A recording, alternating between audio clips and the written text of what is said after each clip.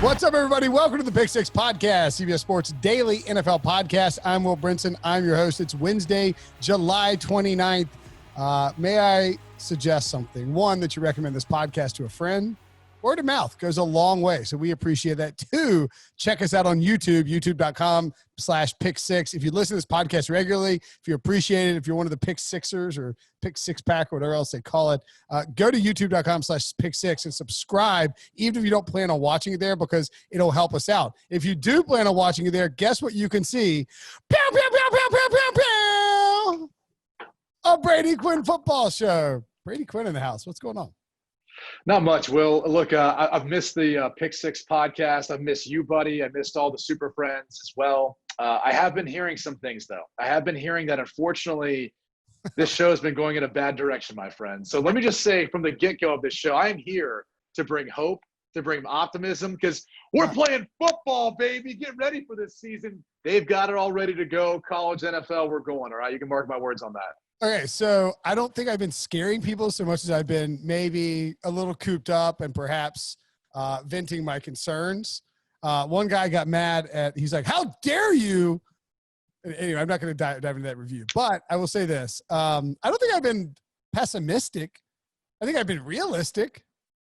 I am not confident at all that college football is happening. I hope it does. Okay, here's why I tell you I'm confident it's going to. Okay. Yeah, because they've been on campus since June. So think about this. We're just now talking about what happened with college football way back in June. They brought the guys on campus. They were doing workouts. Some places stopped. Some places continued to keep going. And some had battles with outbreaks of COVID, right? Well, they're all through that now. And so they've gotten through it. They've built up antibodies. And they're moving forward with the plan. So you could actually make the case that they're ahead of where the NFL is, because the NFL kept everyone separated and quarantined, and now they're just now facing some of the reality that, yes, some of these guys are going to get COVID, and some of them obviously are going to be, impacted by it to a degree. But by and large, they're going to be able to move through this season. They just have to have a plan for those who are impacted by it, whether they're asymptomatic or worse. All right, so that makes me hopeful. I've been telling people that ask me, I get asked this a lot in my personal life. Yeah, see people at the pool like, what's the deal with football season? Yeah. Are we having football? Brinson, you know everything. Football happening? I'm like, first of all, I don't know anything. Like we're playing catch right now. Am I going to be able to play catch with Timmy once I get into football season? Because I don't know what I'm going to do. Surst of all, my son has figured out this new trick where he's like talking to somebody about football, and like Robbie swims up from behind me. And he's surprisingly strong for his size. That must be from AK. That's not from you. Yeah. It's from the milkman or something. But he'll fly, he'll get underneath and he'll like get my legs and just like flip me. And now I have to play along a little bit, but like then he'll drag me around the pool as I'm floating around. Yeah, play along. No, I mean he got me leverage pretty good a couple of times, but I don't know what's going to happen, but I'm not confident about college football. I am. Jonathan Jones said here last week. I'm 100% confident the NFL plays. 100% confident in the NFL, but I'm also 100% confident in college football, because if we really want to have a conversation about what's best for, and you can even make this case, by the way, for NFL players, but again, going back to the fact that they've already been on campus. There is no better place for college football players, probably most student athletes, than being at a university that is probably not going to have students on campus. They're going to be quarantined to that. It's not like there's stuff going on in some of these small college towns. It's not like bars are open or some of that stuff is open, right? And so they're going to be quarantined off from everyone else. And they're receiving nutrition, medical attention, the strength staff, sports psychology too. Like, we act like this doesn't impact them from a mental health standpoint.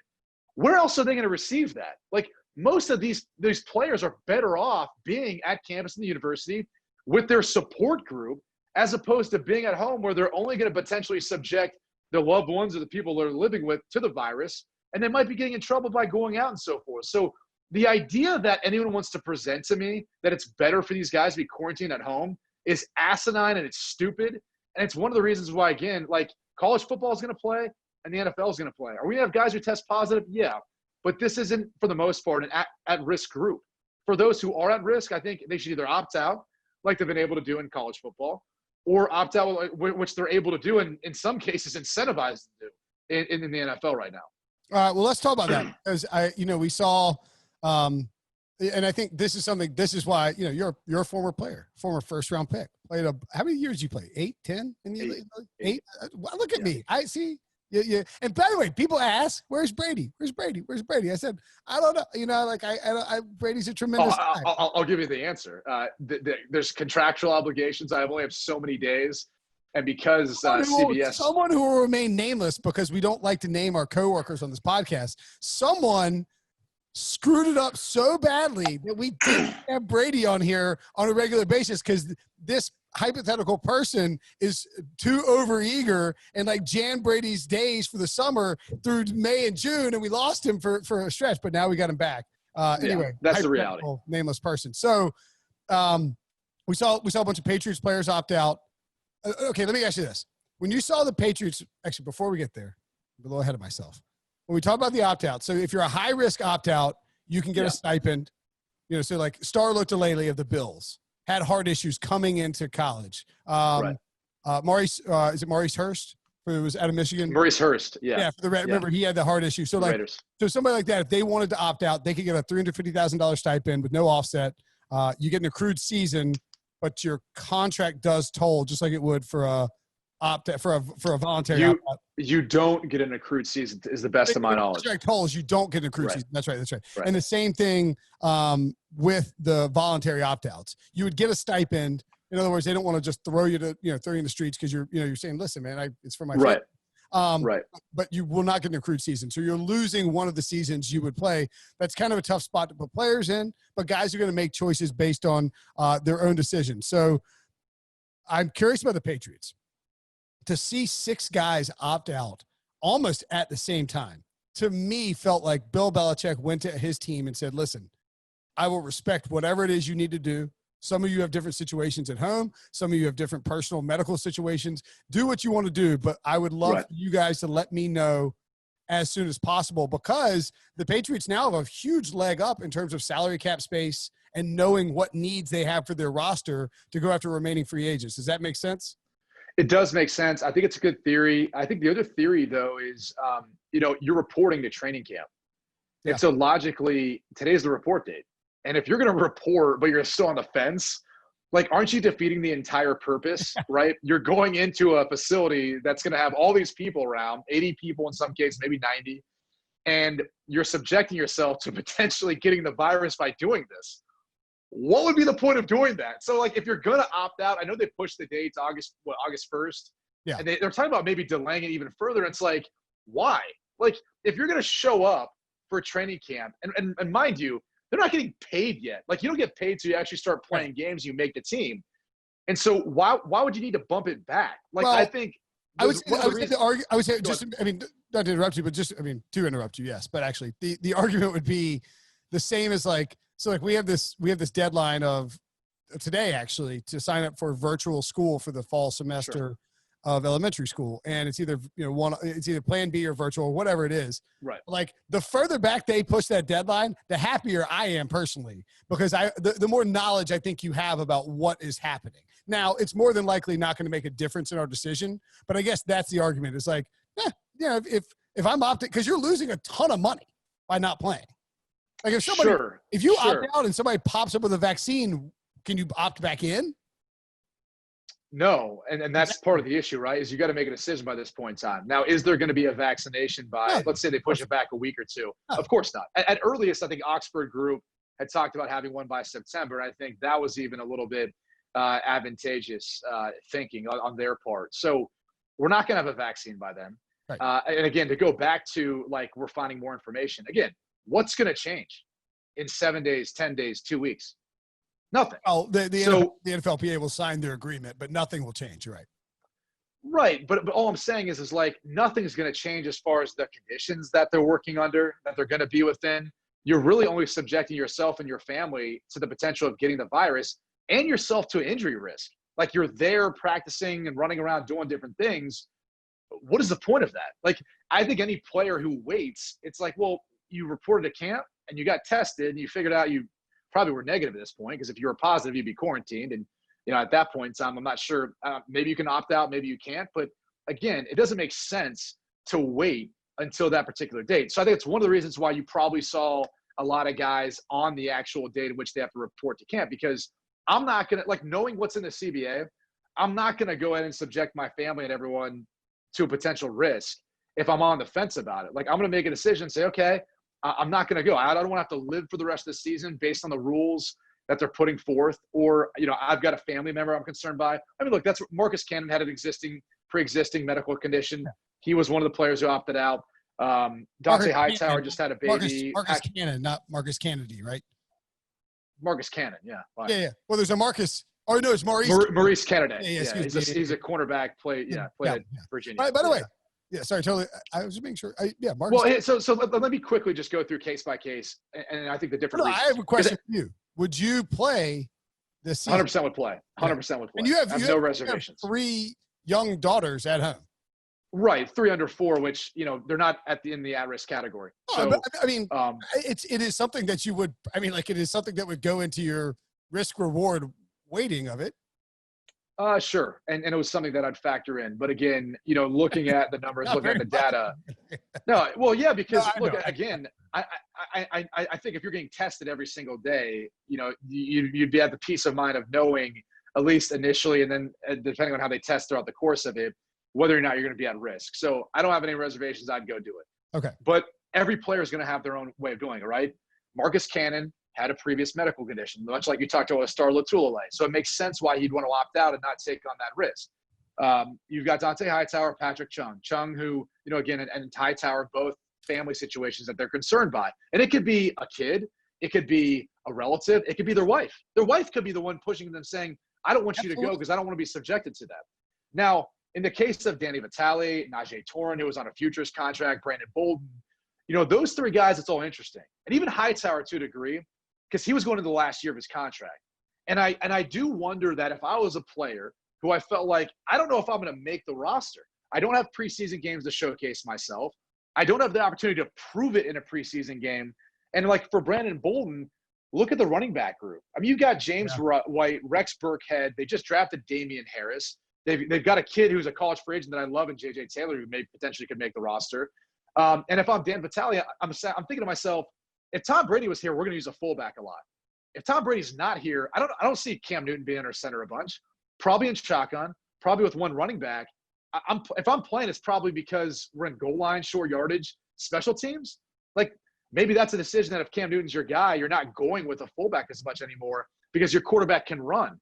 So your tailback becomes that fullback now on that lead blocker in most of your personnel sets and most of your formations. So, in some of the cases, I do wonder if maybe they're getting advice from their agent, or maybe they're looking at it and saying, I can get $150K now because that's the minimum they'll get by opting out if they don't have a pre-existing medical condition. And then I can kick the can down the road to where they have to make that decision if they want to cut me a year from now. And it's not going to hurt me in any way outside of not getting an accrued season, but I'll get a 6-figure payout. Because think about it. Let's say, for example, this is Brandon Bolden's last year. If he's not going to make that $150K if he goes and plays and gets cut, right? And he doesn't make a roster the rest of this year. Now, that's playing a gamble to risk, but you're still taking on that risk next year. The difference is you at least had $150K from it, and then you try to find out whether or not you're going to make that roster next year. Sure. But would you want to try to go into a season where if you felt like you were one of those guys who was on the edge, you had the chance for an offseason either to get cut and then join another team to prepare yourself, or even a preseason to play games and everything else. So there's a lot of individual decisions that will be made, but I do think there are going to be a few players who say, yeah, I'll take the $150K now because I don't think I was going to make the roster anyway. That's a good point. Or it's like, you have X, you're like, I think I'm getting cut. Like, I'm going to hang around. Like, I'm not, because you could get cut and just not sign. Like, if you know what I'm saying? Like, if you were due money. 100%. Like, the expectation is that we're going to bring in a guy that gets cut, right? And that, like, oh, well, he'll be a free agent, so some of the team will sign him. Maybe not, because they've got all these guys who are in training camp with them that know their system maybe better than you. And then on top of that, they don't have maybe any preseason game to go off of, right? Yeah. And as of right now, we don't know if they're doing tryouts. So, because of that, it then limits maybe the talent pool that you can tap into if you're a team that gets hit by COVID or you have a slew of injuries. Okay. what about what do you think this does for the Patriots, just to stick with them real quickly? What do you think this does for the Patriots in 2020? Because, I mean, Hightower and Chung are I mean, it's not like Stephon Gilmore and Cam Newton, but I mean, they're pretty big players on that defense. Let's not forget, though, too, they did draft Kyle Duggar in the second round. Yep. And Kyle Duggar was made to be, the lower division football player that Isaiah Simmons was at Clemson. Yeah. And so we don't even know if Patrick Chung necessarily. Baby. You ever been to Hickory, North Carolina? No, I've not. But I bet they've got a lot of furniture. There's a brewery there. Some massive. I was just going to say, I bet they've got some great local IPAs. They have it's Old Hickory Brewing from there. It's actually fantastic. There you go. There you go. Used with real wood, real hickory when we brew our beer. We burn our wood down and shove it into a stout and then press it up nice for you. That's right. And we beat the guy with the hickory stick while he's making it, just to make sure we get every bit of hickory into our beer. I'm sorry, that was probably offensive to people who are from Hickory. I do a terrible Southern impression. It's fine. You did a good job. Anyway. Yeah. So anyway, so my thing is, look, Chung signed a new contract. He was going to be a starter, we assume. But there's no saying that Duggar couldn't potentially overtake that spot. And then you look at Hightower. I mean, Hightower's the one to me that stands out. That's been a staple there. I would have a hard time believing Josh Uche is going to slide into that spot, or Anthony Jennings, their third-round pick from Bama. Not really the same player. They're both virtual. I think Uche would more fit that spot. But, it's not to say they have a year left on his deal. Who knows? We see Patriots make some surprising vet cuts. Cannon's the one that's interesting and I think could hurt him because you don't have Dante Scarnecchia, their offensive line coach, there anymore. And it's not like they drafted an offensive lineman early. A lot of the guys they took, I think, are maybe more developmental guys or guys that they're going to have to kind of, coach up here on the fly. So that one could hurt them the most, especially with the new quarterback in Stidham or Newton for that matter. Okay. Of the other opt-outs, and by the way, we have a Josh Edwards, who's been on the show a bunch, is doing a team-by-team opt-out tracker. Not something – of course, yeah. We did franchise – we've been doing trackers for years, free agency, franchise tag, whatever. I never thought we'd be in an opt-out tracker world, but here we are. I'm going to give you some names to name one that matters or two that matter. Whatever you think. You can yell at me in the middle. I'll give you the one right now that sticks out the most. Eddie Goldman? No. Huh. Michael Pierce. That hurts the Vikings defense. He was a big signing for them. I think, they need that for the interior of their defensive line. Like, look at the Buffalo Bills with Star Lotulelei, for example, right? They brought in Vernon Butler, who's a former first-round pick. Sean McDermott's scheme. So they've got a guy to kind of – Lotulelei, yeah. So they've got to fill in for that void. Goldman's a loss, but I think Pierce, as far as, where the Vikings are at, their defense took a step back last year. He, to me, was a huge piece, a huge signing where you kind of felt like, okay, he'll help solidify that group and force them to be better on first and second down. They're in third and longer, which would help out their secondary, which struggled last year. So he's the one right now that I look at and probably won't get talked about enough, but that's a big blow for the Vikings, in my opinion. Other notable names opting out, Laurent Duvernay-Tardif. Laurent Duvernay-Tardif. Did you? I think you yes. did like a French Canadian, I believe. Yeah. I'll give it to you. Well, I'm like, Laurent Canada Tardif. It is notable that the only medical professional in the sport is like, nah, I'm good. I gotta go. No. But so that's not help out and do his Hippocratic Oath thing. Right. Yeah. And I talked to Dr. Myron, who's now a medical student at Harvard. And friend of the podcast, Myron Roll, was on the podcast. Friend of the podcast. He's been on the podcast. Had a chance to speak with him, and he echoed a very similar sentiment. Like, not many of these NFL players are going to have the chance to be a doctor and help out. But if you could, you would, right? Like, you'd gladly take the $150K and say, I'll push it off for a year. This is more important. I've been already treating this. I want to go back to helping and treating this. If you had the ability to, I think you'd probably feel a little bit selfish or maybe a little bit wrong staying to play a game when you've got people that you can help from potentially save them from dying. So it's more understandable. Yeah, and it's like, if you're the type of person who went out and became a doctor when you were also a professional football player, you're probably not going to be like when you start you do like the decision, the Like you can plug in like different. I'm trying to think what it's called. I've never used one before. I used one for school, but it's like an Excel sheet that helps you weight your decision making. It's a matrix, a decision matrix. If you're Laurent or Myron, you're not exactly weighing like income as a huge factor. Like it's a much bigger deal to you. You're not worried about making $5 million this year versus. It matters. It's way more concerned about helping people if you went out and became a doctor in the middle of being a football player. It's a moral decision. It's moral or it's ethical in that degree. And I do think in both their cases, I think they've demonstrated that. Because even in the case of Myron Rolle, he's looking to be a neurologist, and he's kind of left where he was, I believe in his residency, to actually go help. And so he's kind of, stopped necessarily. I think the hospital he was at, and he may be helping somewhere else now, but the hospital he's at Mass General. Yeah, it was overwhelmed early on when the Northeast was getting peppered. So I don't know where it's at now, but okay. So we talked about all the guys who opted out. What about this offseason, Brady? Because we haven't really. I mean, you and I we talk, we text, good friends. Yeah. FaceTime. Have we FaceTimed? We send voice notes every once in a while. Yes, you do. I do. You're the only person I send voice notes with, which is hilarious. Well, because you do those to a lot of people. A lot of people, yeah, because I'm on the front edge of where everyone eventually will be. So if you look at, like, for example, text messages, I was trying to send text messages back in college. Like really? I saw a text message on my phone, and it was back when you had to like punch in, you had to hit. You use the QWERTY keypad, right? Exactly. Yeah, exactly. I remember trying to send it back then. People were like, "What are you doing? What is this?" I'm like, "It's an alternate form of email, but you get on your phone." And people were like, I don't want to do that. And then now it's like what everyone does. Yeah. I've gotten rid of voicemail. Voicemail is the most obsolete thing ever. Okay, you're gonna call me, and I'm gonna see you at a missed call, right? We all have caller ID on our phones. I hate voicemail. And then. Well, because it doesn't make any sense. And so then someone's going to leave a message telling you to call them back. They could text message you. So if you're inundated, you could see what they want, and you can respond back that very moment, or you can respond, "Hey, I'll call you later."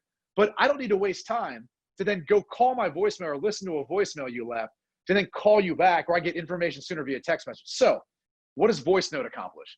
Voice notes allow you to immediately respond back and leave a voice note message, much like you're doing with voicemail. It's just a faster way of doing it, very similar to text messages. So eventually people will get there. They're just not there yet. Okay, I'm down for it. But I told my mom, I'm like, "Mom, don't leave a voicemail. I won't check it. If I see I missed your call, I will call you back." But you know what you will check? Text message. A voice note. A voice note. But the voice note shows up in the same thing. Yes. Exactly, because you're already there. You're already there. If I got a voice note. You understand it. Yeah, it's a good point.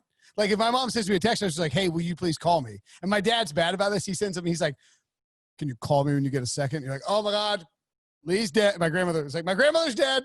That's got to be it." I call him. He's like, "Do you have the recipe for those meatballs?" It's like, what? Why would you send me can you call me in a second? Take this for example. Like here, Will Coors Light called. They want their hat back. See, I just sent you a voicemail, but now it's in text messages as a voice note. Yeah. And there, I just got that right on. Showed up. Yeah. Attachment, one audio file. Oh my God, what was I going to say? This is what the show is known for. I know. So my mother-in-law loves to call.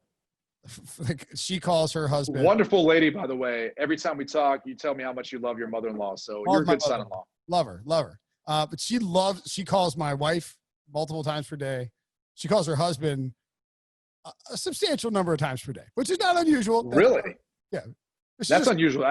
That's unusual to me. Well, for our generation, but for their generation, they call. Like she doesn't work. Anyway, she calls him a lot. But on the iPhone, you have the automated like responses. You know what I'm saying? If somebody calls, it pops up 4 automated responses. Yeah. You have custom. Yeah. Yes. But right. And I custom send like, "Hey, I'm podcasting. I'll tell you in a minute."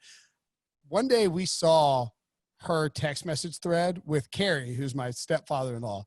And it is literally 42 in a row. "I can't talk right now." So like she'll call him and just be like, "I can't talk right now." She'll call me again, "I can't talk right now." And it's like, they don't text, they call and they talk on the phone. So their text message thread is just boom, boom, boom, boom, boom, boom, boom, boom. "I can't talk right now," over and over and over again. And I laugh about it like crazy every time I think about it.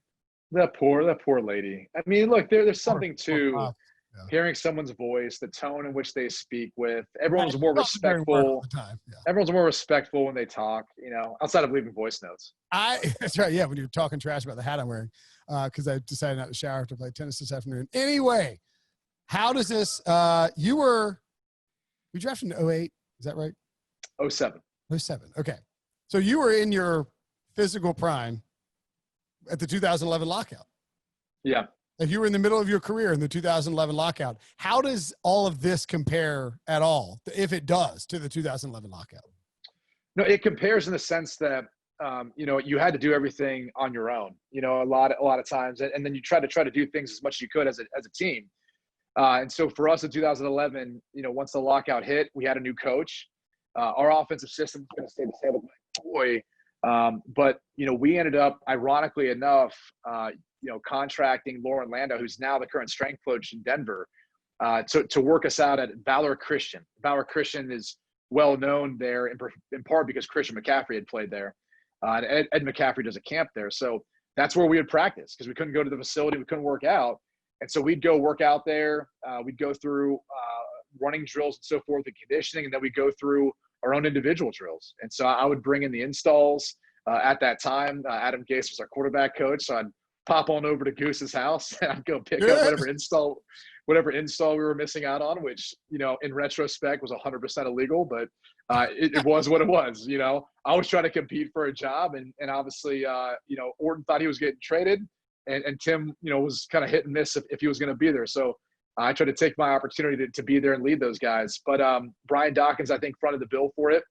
And then Chris Cooper and I kind of led the offense. Dawkins had the defense. And that's how we went about doing it. And look, we ended up, winning, going 8-8, winning the division via tie and going into the playoffs. But I do think that summer kind of helped galvanize our team. We were drastically different than what I saw the year before when Josh McDaniels got fired and Eric Studesville took over. There was a lot of fracturing and guys kind of going their own way. We could have done that in 2011. And I don't think we did because we were much closer as a group. We were training, together on our own. No one was forcing us to be there. We're holding each other accountable. And that's what I think you're going to see from this season. The teams that, whether it's Tampa Bay with Tom Brady, and that was well, documented, or some of the other teams that maybe haven't showcased themselves much, but have been working out together, training together, I think they're the ones that are going to hit the ground running, and they're not going to go through the growing pains or issues adjusting to this season. So with that in mind, who would you – I think we talked about this a little bit, but, I think the Saints. Saints are one. The Ravens, the Chiefs, obviously, and these are the top favorites. So that's kind of interesting, too, from that perspective, because there's a chance that those teams start out hot, and it's just a top-heavy season, Which the AFC has traditionally been that, right? Like if we were going to pick two teams right now, regardless of they're the offseason or not, it'd be Kansas City and Baltimore. All right, and then you're kind of looking for, okay, who else? I think this year is going to be interesting because the teams that have continuity of system and of personnel are probably going to be the ones that benefit the most. Now, that doesn't throw Tampa Bay into that mix, right? You've got Tom Brady who's coming in. However, Bruce Arians is making Tom Brady adjust to their system. It's everyone else that's going to know this system and work with the system. So, they'll go as far as he can go and as far as, he can handle with how much they want to put on his plate in this new system. Right. So I actually think that'll bode well for them. You look at Seattle, for example. I mean, come on, the addition of Jamal Adams, he's a perfect fit now for that team. Russell's there. What'd you think about Jamal Adams lighting Goose up in the press and then getting traded 24 hours later? And Woody Johnson, and I think Woody things. Johnson probably deserves to be. I didn't even see what he said, but Woody Johnson has done a comical job as an NFL owner. Well, he hasn't even been there the past few years, right? I mean, he's been an ambassador to the UK. As an ambassador to the UK to make him look good. Maybe they're better off than I. Who knows? But the point is, I think Jamal Adams had to go nuclear and do what he did in order to get out. Like Joe Douglas saying, well, if he didn't say anything publicly, it didn't matter. Of course it mattered. Like he basically drew a line, went ahead and skipped across it and said, I'm going to bash our head coach and our president, and I'm going to force my way out. And he leveraged that into an opportunity. The Jets got a great deal out of it, and the Seahawks get a player who I think is a perfect fit for what they do. And so I think it's going to work for both parties. Well, but I'm curious. So Pete Prisco thinks, and I disagree with him. I should have pushed back a little bit harder, but we were late in the podcast when I did it. Yesterday's podcast is worth listening to. He thinks that Jamal Adams will be Cam Chancellor. To me, I think there's a better chance that I think he can be closer to Earl Thomas. I'm not saying he will be Earl Thomas, but you don't think he has more range or more like? No. Okay. All right. For starters, just when you look at the way that setup is of that team now, they're really trying to assemble the pieces of what they have with the Legion of Boom. Right. So they're trying to figure out cornerbacks that can be lockdown quarterbacks. Shaq Griffin's one of those, right? They feel confident in him. They're now. If Quentin Dunbar plays too, he could kind of play that. Byron Maxwell, whoever else. But I'm not sure if you follow that situation. But if what's true of no, and if what's true of what's being alleged happened, it's awful. And then the other issue is the attorney that's involved in the whole thing and the whole quote-unquote alleged payoff. It's crazy, but stuff off the field aside, he had a really good season last year in Washington. He could be a really good addition if he can play.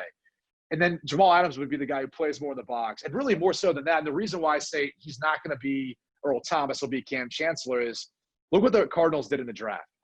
They drafted a guy in Isaiah Simmons who could match up with George Kittle. Yep. George Kittle's the mismatch that every team in that division is trying to figure out how to cover. All right, maybe Earl Thomas is maybe saying he'll be more like Earl Thomas. Bad example. I think like he's you're trying to cover yourself. No, just let me finish. Okay. So if you want to figure out how to win the division, you have to figure out your biggest mismatch, sure. And that's with the team that won it, and that's with Kittle. And so Jamal Adams, I think, provides them now the opportunity to be able to match up with him for years to come. As Kittle's probably about ready to ink a long-term extension at some point here soon. All right, I guess what I was saying is that I think people assume that Jamal Adams is going to come in and be like a de facto linebacker who occasionally blitzes the passer. He's more than that. He's a better player than that. Like, he can cover Kittle. He can get with George Kittle in coverage. I'm not saying he's look, so could Cam Chancellor. I think Cam got that reputation because of how hard he hit and how big he was. Jamal's not as big, but he hits hard. Other thing is look, if they're playing that scheme, he's going to be down in the box often. Sure. It's not all the time, but you want to play with your strengths. And if you have cornerbacks who can lock down guys on the outside, and you've got a middle of the field defender that you feel like has good range, why would you waste Jamal Adams back there? You might do it from time to time to break tendencies, but you don't want to do it too much. Yeah, I guess maybe my phrasing is wrong when I say that he'll be like Earl Thomas. I just feel like he's a little more diverse and athletic. And I'm not dogging Cam. Cam Chancellor was awesome. But I feel like people paint Cam Chancellor as a one-trick pony, whereas it was just what he was asked to do within that scheme, and he executed it really, really well. Sure, he set the tone. That 2013 Broncos team. In the Super Bowl, he lit Demaryius Thomas up as hard as I've ever seen anybody get lit up. He hit, and I still to this day, because I'm close with Eric Winston, I was watching film of Winston pulling back when he played tackle for the Cardinals. And Cam Chancellor was the force defender. So the force defender's job is to set the edge. He can't let anyone get outside of him. Right. And as Winston pulls, I watch Cam Chancellor uncork on him like you've never seen before. Yeah. Who's a huge human being. Yeah. And I literally texted Eric, sent him the video. I was like, how'd that feel? He's like, not great. And he's like, can you believe that's a safety? And like literally – Cam Chancellor had the uncanny ability for a guy, by the way, who played quarterback at Virginia Tech before he switched to defense, to absolutely unload on people. It was ridiculous. Okay, so but I agree. The Seahawks are a team. Adding Jamal Adams is not going to disrupt their continuity. That's a team. Well, by the way, so let's talk about the draft picks. What does it matter? They didn't even have a first-round pick from like 2013 to 2015. They're picking like the logic Pete Carroll used when he was asked about it, saying, well, we're picking in the 20s. And so to get a guy like Jamal Adams in the draft, not only do we have to use our first-round pick, we have to use a future first-round pick and another player. So at that point, you were literally looking at the same compensation. Now you've got a proven commodity as opposed to a guy that you're hoping will end up being that guy. Yeah, I think the Seahawks are being unfairly ravaged on this trade. Like, I think it'll work out better for Seattle, especially in the short term. Obviously. No, it'll work out for both. I really do feel like this is one that we have to pick a winner because that's where our society is, but it works both ways. Yeah. Winners right now. I'm not going to go there. Okay, so Alex Smith. What do you think about his comeback? Dude, it's a miracle. It honestly is an incredible story. All jokes aside, Washington needs this right now, right? Their organization's been through a lot. They could use some positive news. Yeah. And look, honestly, this is the best thing for Dwayne Haskins. Like, I know Ron Rivera said, look, if he's healthy, he's a part of the equation, of course. But the future is Dwayne Haskins. Dan Snyder was a part of drafting him. I know Ron Rivera wasn't, the front office wasn't, but he's the guy. You got to see what you have in him. I just think Alex Smith being around, whether they're competing or just him being there every day, is awesome. And it's going to be good for Dwayne, and he'll grow from it, and he'll get better from it. So, look, whether or not he even can get off the pup and get on the active roster and all that, like, what he's done already so far is a miracle. And he should feel good about it. And people within the Washington organization, all those who have helped him should feel good about it. All right. And lastly, would you have to go see your children? And I actually had to go feed my son a pizza. There's a decent chance he goes, "Where's my pizza?" Or he tackles you. He might tackle me. Who knows? He runs. He knows as soon as he comes to the stairs and yells. And if he doesn't hear me talking, because like if the guest is talking or like I'm being quiet on the show, he'll walk over the top and he'll see me and be like, "Dad, pizza, no!" Aaron Rodgers was on Kyle Brandt's The Ringer podcast because we need more middle-aged white dudes with podcast. No, I'm just kidding. Kyle's a friend of the show, and we don't really need. He's a good-looking dude. He's so talented. He is very. I love watching everything he does. Yeah, I love Kyle. I've known Kyle. Kyle and I are the same age, and I think our oldest. He has a couple of kids, but his oldest son is like. Yeah, the biggest difference is he was like a soap opera model star, and he's and then there's you. So. I was just slamming toughies in college, right? That's right. Right. Excuse me. Aaron Rodgers was on with Kyle on whatever the show is. Anyway, he does it. It's 10-question game show. 10 questions to Kyle Brandt. That's what it is. I think and he was asked about the split, like what's going to happen with, will they move on from Aaron Rodgers or will they sit their first round pick? He said, I think that's probably what happens, based on the circumstances around everything. Just look at the facts. They traded up. They drafted him. Obviously they like him. They want to play him. And I get it. I really do. I don't harbor any will about it. Like, was I bummed out? Of course. Who wouldn't be? I wanted to play my entire career in Green Bay. I love the city. I grew up there. But look, I get it. I see it completely clearly. And I'm not bitter about it. It just kind of is what it is. What do you make of – because Rodgers has been frank and open and honest about this whole thing, and he clearly disappointed, but he's not afraid to let people know that. No, which is drastically different than Brett Favre, right? And that's has to act that way though. Like, he can't act like Favre.